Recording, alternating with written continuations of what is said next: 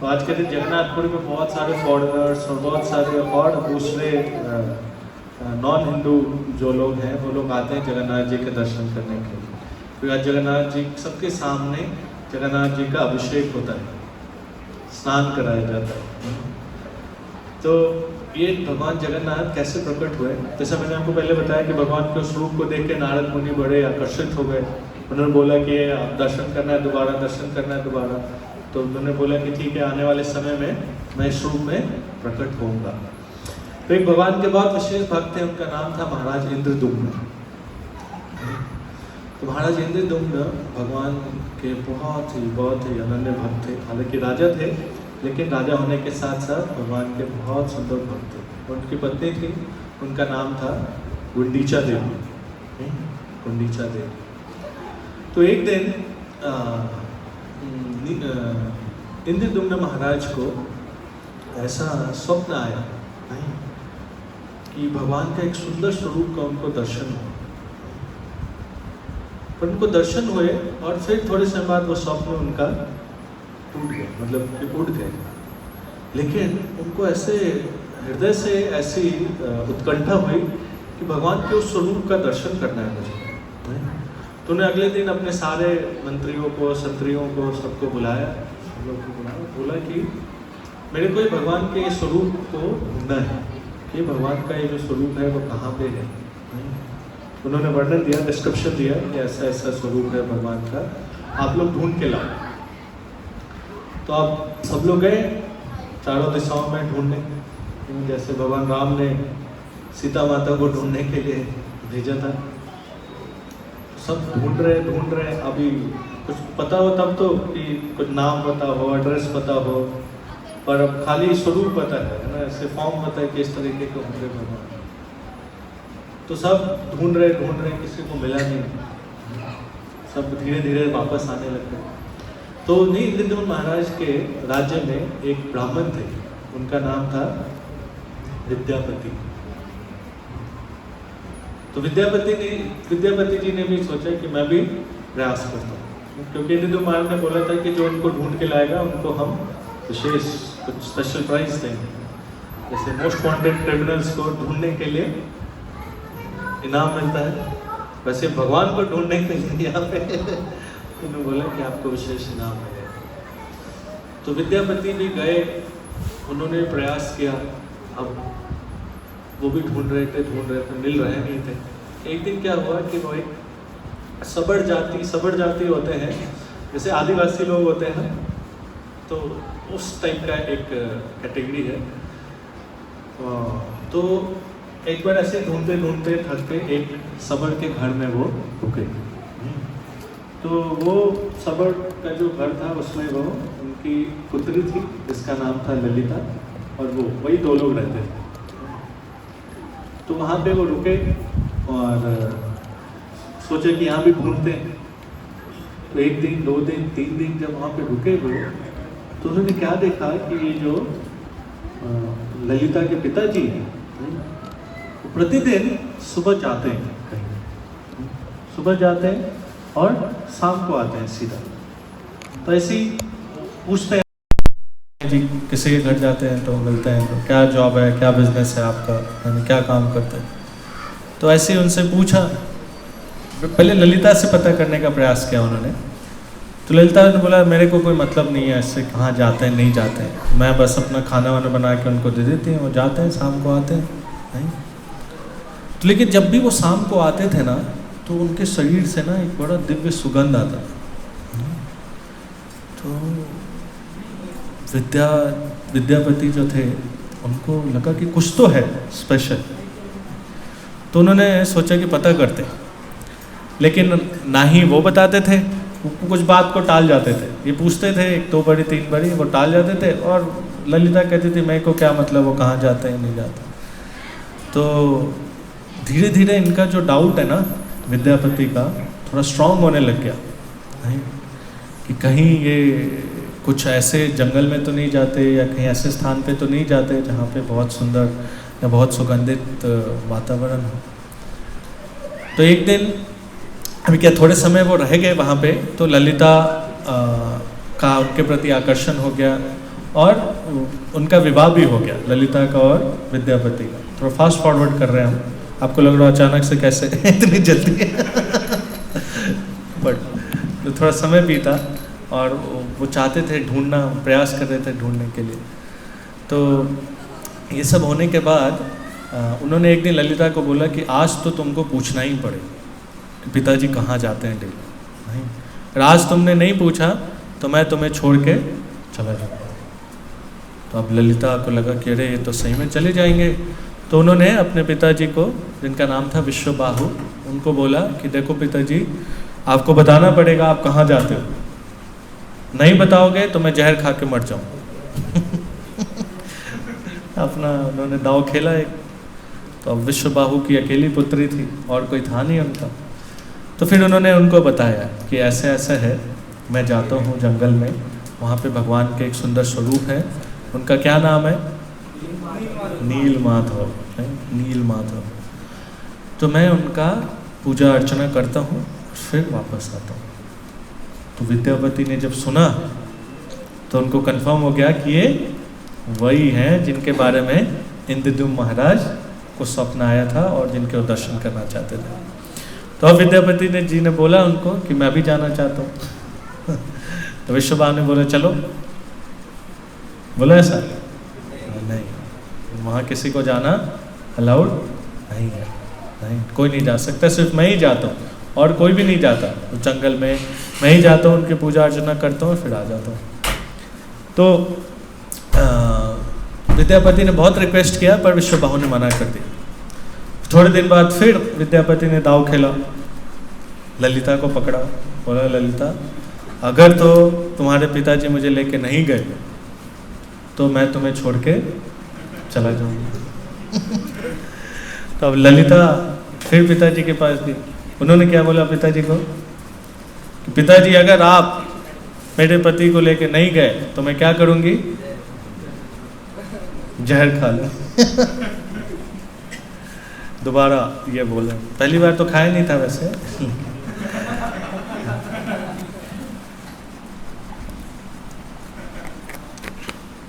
अब विश्वबाहु ने बोला कि ठीक है तुम्हारी जिद है तो मैं इनको ले जाऊंगा, लेकिन इनको आँख पे पट्टी करके ले जाऊँ, मैं ले जाऊंगा इनको दर्शन करा के फिर वापस ले जाऊंगा, लेकिन इनको नहीं दिखाऊंगा।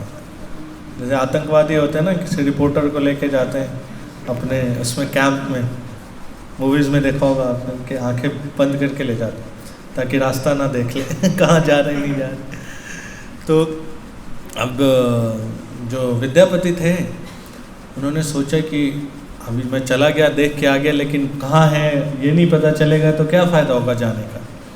तो उन्होंने एक ट्रिक अपनाया, नहीं क्या ट्रिक अपनाया, अपने साथ सरसों के दाने लेके बहुत सारे, और क्या किया, जिस रास्ते से वो गए पूरे रास्ते उसके दाने गिराते हुए आए, ताकि थोड़े दिन बाद जब वहाँ पे पौधे उग जाएंगे तो रास्ता पता चल जाएगा। वहाँ पे गए और वहाँ पे जब उन्होंने भगवान के सुंदर स्वरूप का दर्शन किया तो इतने आकर्षित हो गए कि भगवान नीलमाधव का जो स्वरूप था इतना सुंदर था, इतना आकर्षक था कि वो उनका मन, वो कह रहा था कि यहीं पे रहूँगा मैं, तो इतना सुंदर भगवान का स्वरूप है कि। लेकिन विश्वबाहु ने बोला नहीं नहीं, यहाँ पे रहना अलाउड नहीं है, रात को कोई नहीं रहता यहाँ पे, नहीं, तो इसलिए हम शाम को वापस जाएंगे। तो सब लोग वापस आ गए।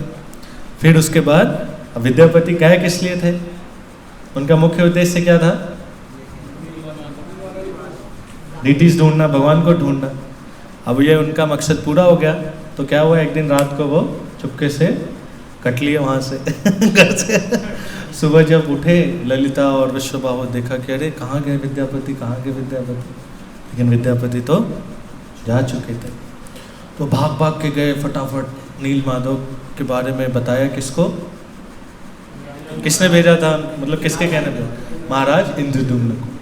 तो महाराज इंद्रद्युम्न काफ़ी समय से वेट कर रहे थे, सब मंत्री संतरी सब ढूंढ के थक चुके थे, उनको भी बड़ी उत्कंठा थी भगवान के दर्शन करने की। तो जो विद्यापति आए और उन्होंने बताया कि भगवान मिल गए, भगवान मिल गए, तो पूरा अपना सेना के साथ प्रजा, जितनी प्रजा थी सब लोग, क्योंकि सब चाहते थे भगवान का दर्शन करने के, तो सब आ गए वहाँ पे,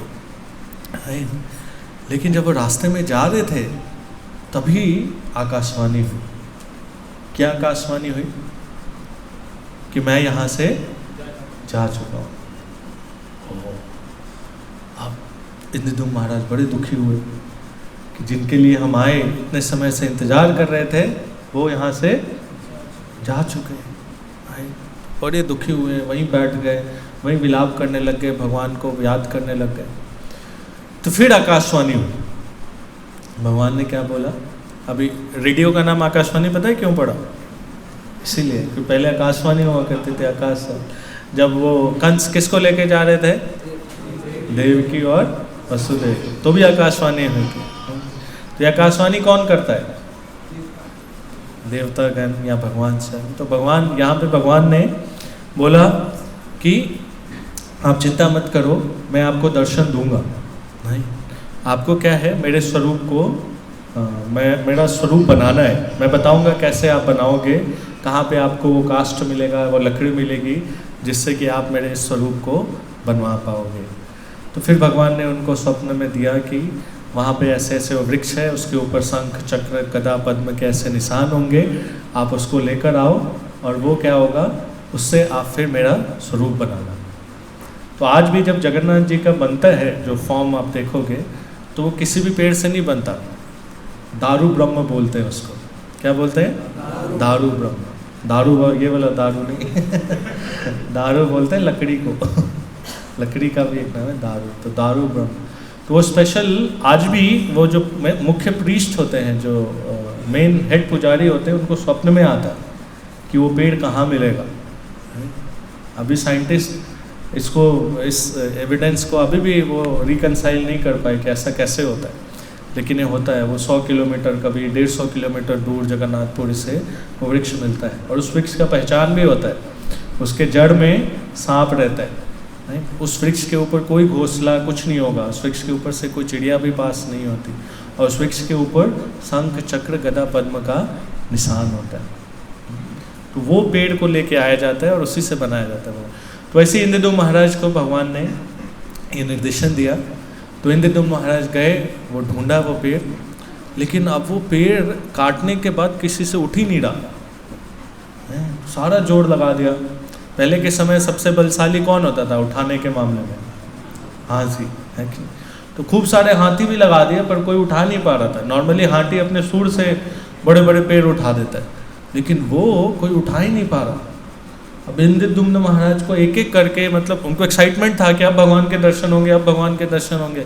अभी भी एक एक नया नया रंगा आता जा रहा है कि नहीं? जैसे आपको इस कैंप में आना हो, नहीं तो पहले पता चला कि फीस है कैंप का, फीस फीस इकट्ठा किया, बाद में पता चला मम्मी मना कर रही है, मम्मी को राजी किया, पापा मना कर रहे हैं, पापा को राजी किया तो कुछ और प्रॉब्लम आ गई। तो ऐसे इंद्रदुम्न महाराज अलग अलग प्रॉब्लम्स। अब भी वो सोच रहे थे अब पेड़ मिल गया, अब इसको फटाफट हम बनवाएंगे भगवान का स्वरूप, अभी पेड़ नहीं उठ रहा तो फिर आकाशवाणी हुई, क्योंकि भगवान अपने भक्तों का कितना ध्यान रखते हैं। भगवान ने बोला कि ऐसे नहीं उठेगा, ये इतना आसान नहीं है कि मुझे प्राप्त करना। आपको क्या है, उनको बुलाओ, विश्वबाहु को बुलाओ और विद्यापति को बुलाओ। एक साइड से विद्यापति उठाएंगे और दूसरे साइड से कौन? विश्वबाहु उठाएंगे, तब उठेगा। तुम्हारे दिन तुमने बुलाया उन दोनों लोगों को, इन दोनों लोगों ने उठाया तो पेड़ उठ गया। कमाल का है नहीं? तो फिर उसके बाद वो लेके आए। अब लेके आए तो अब इसको कार्व कौन करेगा, कैसे करेगा? तो एडवर्टीजमेंट दिया गया, इश्तिहार क्या बोल, इश्तिहार दिया गया, पेपर में आया, है ना। पहले तो क्या होता था कि वो ड्रम लेके चलते थे, सुनो सुनो सुनो गांव वालों सुनो कि तो जितने भी लोग जिनका वो आता था, क्या इंजीनियर, कारपेंटर जो लोग थे, जो कि बनाते थे मूर्तियाँ, शिल्पकार, सबको बुलाया गया कि आइए, आप सबको राजा की तरफ से न्योता है, भगवान का एक सुंदर स्वरूप का चित्रण करना है, बनाना है। तो सब लोगों ने सोचा अच्छा मौका है, राजा के यहाँ सेवा करने का काम मिलेगा, है कि नहीं। किसी को मान लो कोई प्लम्बर हो या कोई कारपेंटर, उसको बोले अंबानी के घर में काम करना है, कितना खुश हो जाएगा वो। दौड़ के जाएगा। तो आए सब लोग, सबने सोचा कि ट्राई करते हैं। ट्राई किया तो किसी का हथौड़ी टूट गया, किसी का छेनी टूट गया, किसी का अस्त्र शस्त्र नहीं चल पा रहा था। वो पेड़ था, मतलब वृक्ष था, हालांकि वृक्ष के ऊपर तो क्या हल्का सा कुछ मारो तो निशान हो जाता है। लेकिन अब इंद्रदुम्न महाराज फिर दुखी हुए।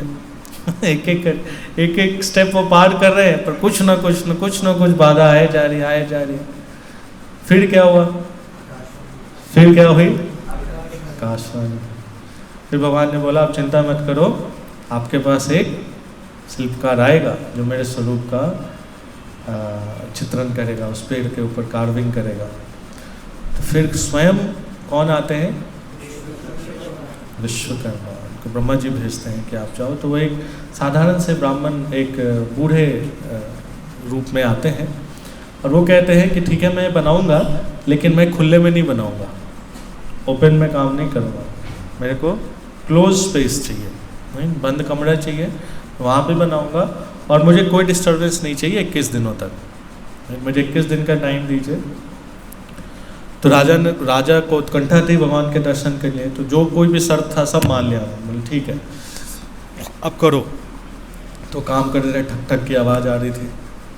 तो डेली जाते थे, राजा सुनते थे, गुंडीचा महारानी वो भी सुनती थी। तो ऐसे 14 दिन हो गए।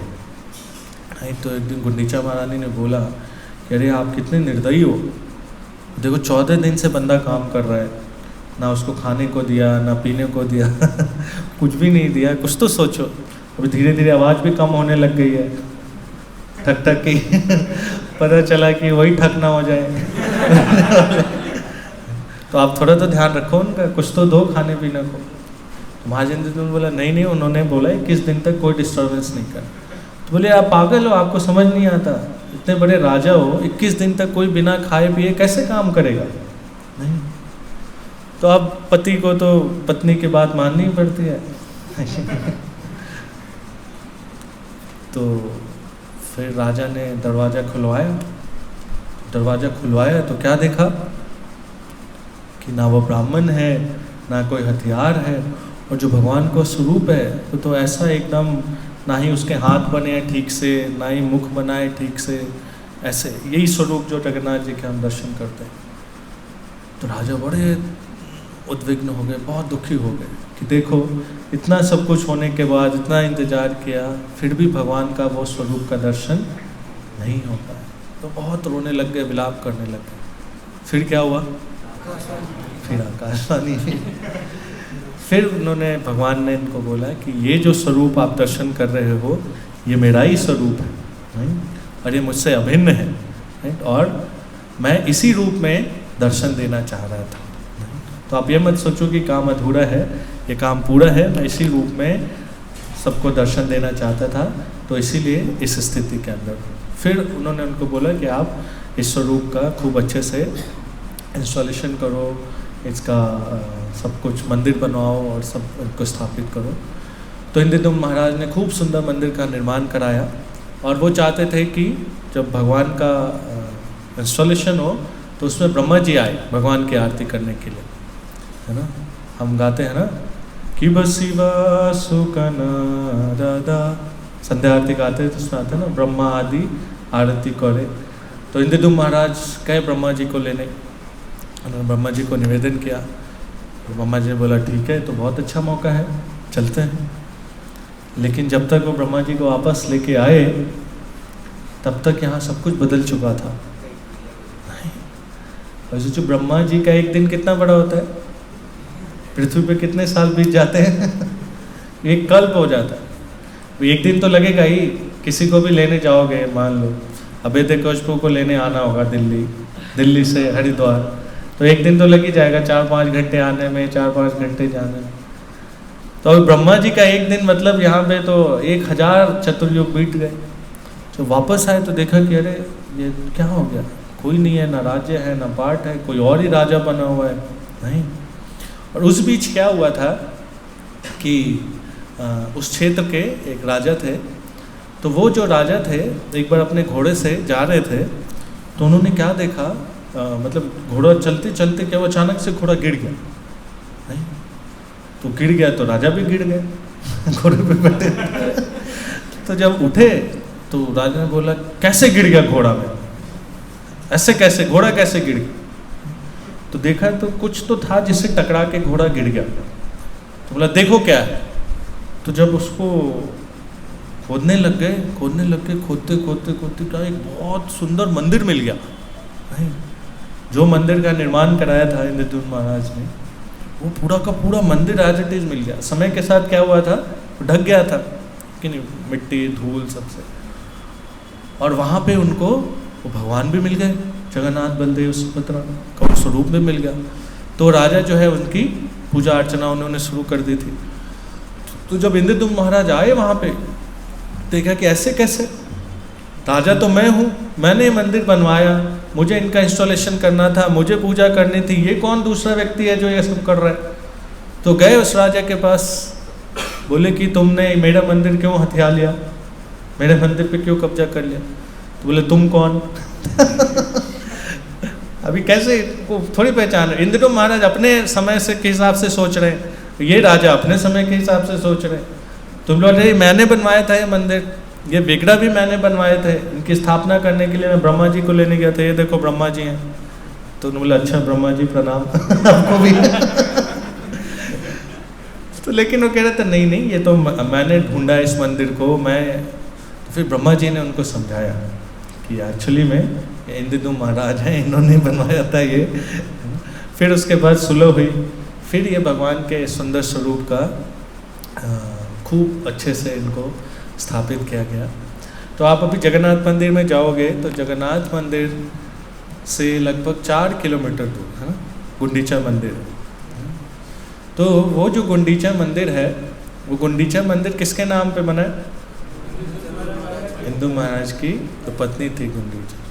तो इंद्रद्युम्न महाराज ने बोला कि हम किसी संतान की उत्पत्ति नहीं करेंगे। क्यों नहीं करेंगे? हाँ, क्योंकि वो क्लेम करने लगेगा कि जगन्नाथ जी मेरे हैं, मंदिर मेरा है, या उनकी पूजा अर्चना। तो उन्होंने कोई संतान के उत्पत्ति नहीं। तो आज भी इंद्रद्युम्न महाराज के लिए जब वो होता है, जैसे हम अपने घरों में बरसी मनाते हैं कि नहीं, वैसे तो इंद्रद्युम्न महाराज का वो जो पूजा होता है उसके लिए कौन जाते हैं? जगन्नाथ जी जाते हैं। जगन्नाथ जी ने उनको अपने पिता और माता के रूप में स्वीकार किया। और ये जो जगन्नाथ जी की जो रथ यात्रा होती है, इसके पीछे का भाव बताते हैं कि जो एक बार वृंदावन के सारे निवासी गए थे कुरुक्षेत्र में जब सोलर इक्लिप्स होता है, सूर्य ग्रहण होता है, तो सूर्य ग्रहण के दौरान वहाँ पे जो ब्रह्म सरोवर है उसमें स्नान करने का बड़ा महत्व है। तो सारे वृंदावन के वासी जब वहाँ पे गए तो वृंदावन के वासियों में राधा रानी भी थी, गोपियाँ भी थी। तो जब उन्होंने भगवान के दर्शन किए तो भगवान कौन से वेश में थे? राजसी वेश में थे। उनके सर पे मुकुट था और ऐसे कवच था, सब कुछ था। तो भगवान वही है, लेकिन वही कृष्ण है। लेकिन जो व्रजवासी हैं उनको भगवान के उस दर्शन को देखकर वो आनंद नहीं आ रहा। राधा रानी का भाव में चैतन्य महाप्रभु चैतन्य चरितामृत में वर्णन आता है कि वो कह रहे हैं भगवान को कि आपका ये जो स्वरूप है, हालांकि आप वही हो, मैं भी वही हूँ, आप भी वही हो, लेकिन आपका ये जो स्वरूप है मुझे पसंद नहीं आ रहा। मुझे आपका कौन सा स्वरूप चाहिए? वो वृंदावन वाला स्वरूप, ग्वाल बाल वाला स्वरूप। नहीं, तो कहते हैं कि आपको चलना होगा हमारे साथ। कहाँ? वृंदावन। तो वो जो भगवान को कुरुक्षेत्र से वृंदावन लाने के लिए जो पास टाइम है रथ यात्रा के रूप में, वो सेलिब्रेट किया जाता है आज भी। तो जो जगन्नाथ मंदिर है उसको किसके सम्मुख माना जाता है? कुरुक्षेत्र के सम्मुख। और जो गुंडीचा मंदिर है उसको किसके समान माना जाता है? वृंदावन के समान। अब देखो कि रथ को खींच के लेके आया जाता है कुरुक्षेत्र से और वृंदावन, ये गुंडीचा मंदिर के पास। तो ये भगवान जगन्नाथ जो है वो, इनको बोलते हैं पतित पावन। पतित पावन भगवान जगन्नाथ, पतितों का उद्धार करने वाले। आप जगन्नाथ मंदिर में जाओगे तो जो मेन एंट्रेंस है, 4 गेट हैं, सिंह द्वार, अश्व द्वार और 2 और हैं। तो आप लोग जिस गेट से एंट्री करोगे, अभी एक ही गेट से एंट्री अलाउड है, वहाँ पे एक भगवान जगन्नाथ जी हैं, पतित पावन जगन्नाथ बोलते हैं उनको। तो पतित पावन जगन्नाथ जी को वहाँ पे क्या है, क्यों इंस्टॉल किया गया था, क्योंकि जैसा मैंने आपको बताया कि जो नॉन हिंदूज़ हैं उनको अंदर नहीं जाने दिया जाता। तो भगवान जगन्नाथ जी के एक मुस्लिम भक्त थे, बहुत जगन्नाथ जी से उनको प्रेम था। कई सारे भगवान जगन्नाथ के मुस्लिम भक्त हैं, साल बेग है, ऐसे और भी हैं। तो वो दर्शन करना चाहते थे, लेकिन वो अंदर जा नहीं सकते थे। तो भगवान जगन्नाथ स्वयं आ गए उनको दर्शन देने के लिए। जगन्नाथ जी कितने दयालु हैं, स्वयं आ गए। तो आज भी वो पतित पावन जगन्नाथ जी के दर्शन बाहर से कोई भी कर सकता है, एनीबडी कैन हैव द दर्शन। तो उन जगन्नाथ जी को बोलते हैं पतित पावन जगन्नाथ। और आज स्नान पूर्णिमा वाले दिन ही भगवान को एक विशेष श्रृंगार किया जाता है। मैं तो आप भी करते थे, मेरे को याद है, फोटोज देखे थे। भगवान को हाथी वेश पहनाते हैं, गज वेश बोलते हैं, हाथी के रूप में। वो पता है क्यों पहनाते हैं? कैसे ही भगवान गणेश के भक्त थे, गणेश जी उनके फेवरेट गॉड थे। तो जगन्नाथ जी के पास आए दर्शन करने, बोले कि अरे ये कौन से भगवान है, मेरे भगवान तो कौन है, गणेश जी। लेकिन अब जगन्नाथ जी के सम्मुख आए थे, तो जगन्नाथ जी ने उनको कौन सा दर्शन दे दिया, हाथी वाला दर्शन दे दिया, गज वेश वाला दर्शन दे दिया।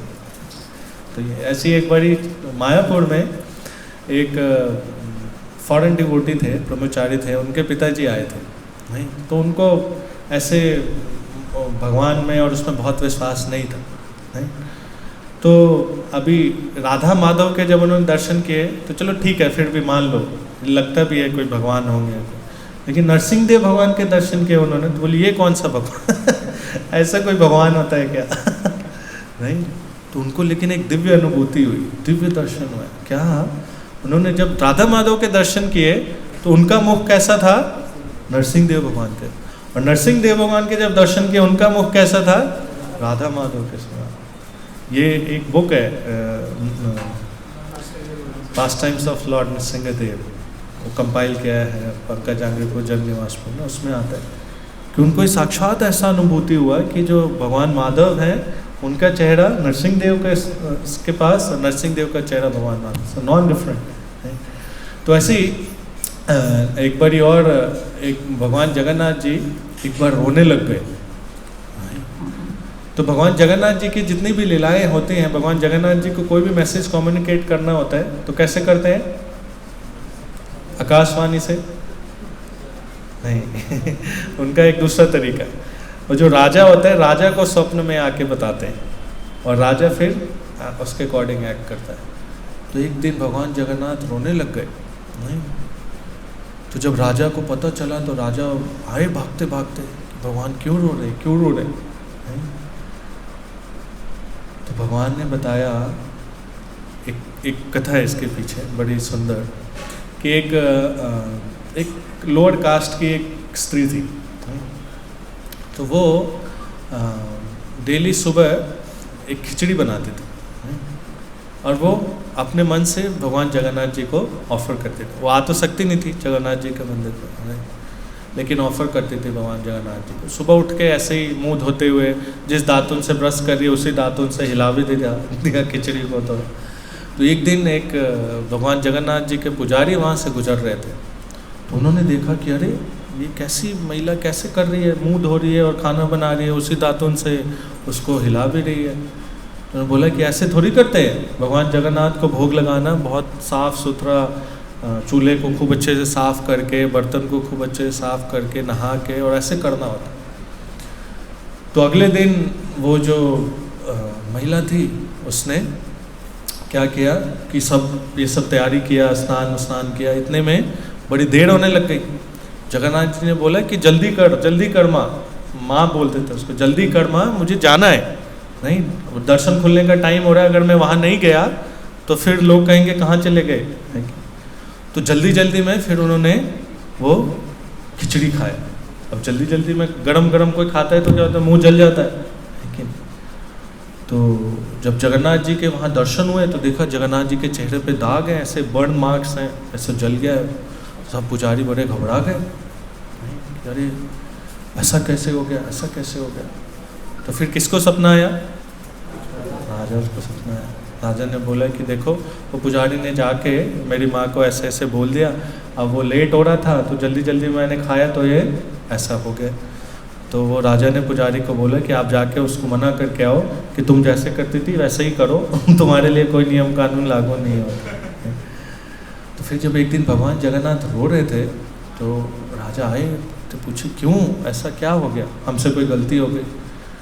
तो बोले नहीं, वो जो मेरी माँ थी वो चल गई, मतलब वो उसका देहांत हो गया। भगवान ने बोला अब मुझे खिचड़ी कौन खिलाएगा? तो वो जो राजा थे उन्होंने उस दिन से ऐसी व्यवस्था बनाई कि जगन्नाथ जी को डेली एक खिचड़ी का भोग लगता है और उसका नाम है कड़मा बाई की खिचड़ी। तो मैं इसलिए बता रहा था कि भगवान जगन्नाथ कैसे रेसिप्रोकेट करते हैं अपने भक्तों के साथ, विद एनीवन एंड एवरीवन। ऐसा कुछ नहीं है कि हमारे अंदर कोई योग्यता नहीं है, हम उस लायक नहीं हैं, हमने बहुत सारे पाप कर्म किए हैं, हम निम्न वर्ण से हैं। भगवान किसी के साथ भी रेसिप्रोकेट कर सकते हैं, बस आपकी श्रद्धा होनी चाहिए। वो जो स्त्री थी वो पूरे भाव से भगवान के लिए बनाती थी कि ये मेरा बेटा है, मैं इसको खिलाऊंगी, तो पूरे हृदय से वो बनाती थी। तो वही श्रद्धा, वही भक्ति अगर हम भगवान के सम्मुख प्रस्तुत करते हैं किसी भी सेवा में, किसी भी कार्य में, भगवान ये नहीं देखते कि आप कितने बेस्ट ऑफ द बेस्ट कर रहे हो। हालांकि हमारा प्रयास होना चाहिए कि हम अपने लेवल पे बेस्ट ऑफरिंग करें भगवान को, बेस्ट सेवा करें, पर मोस्ट इम्पॉर्टेंट इज दैट भाव, वो चेतना। इसलिए प्रभुपाद जी ने हमारे मूवमेंट का नाम क्या रखा है? Antarrashtriya Krishna Bhavanamrit. It's a matter of consciousness, चेतना का विषय। सो कृष्णा विल रेसिप्रोकेट, आज भी रेसिप्रोकेट करते हैं, कल भी करते थे और कल भी करेंगे, बस अगर हमारी चेतना उस स्तर की होगी तो। जगन्नाथ स्वामी की, जगन्नाथ बलदेव सुभद्रा महारानी की। तो अभी हम लोग आरती करेंगे, जगन्नाथ जी की आरती करेंगे, बिल्कुल।